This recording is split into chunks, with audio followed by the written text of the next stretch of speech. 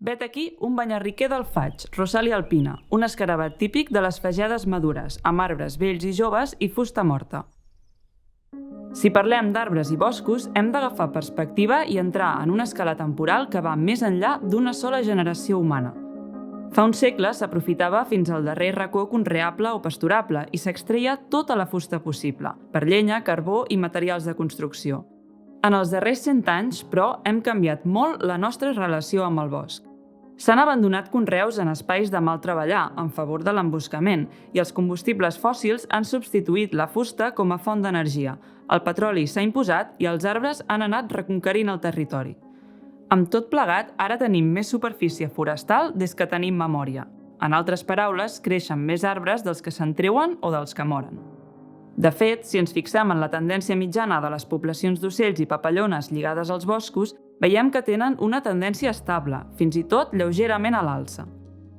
Així doncs, ara tenim més bosc, però majoritàriament amb arbres joves i gairebé sense gestió.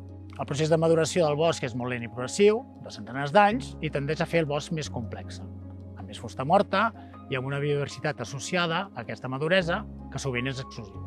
Si hi ha pertorbacions, com ara focs, és fàcil retrocedir diverses etapes i tornem a començar, cosa que pot tenir efectes ecològics negatius quan afecta els pocs racons de bosc més o menys madur que tenim al país.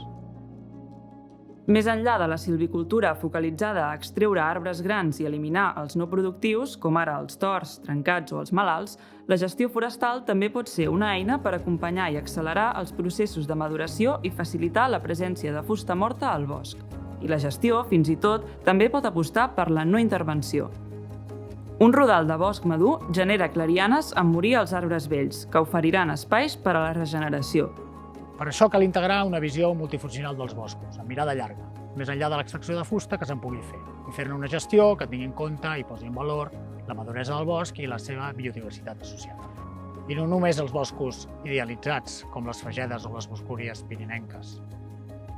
També en l'àmbit mediterrani trobem i podem afavorir boscos amb elements de maduresa molt valuosos, reservoris de biodiversitat que hem de gestionar nosaltres per preservar-los per a les generacions futures.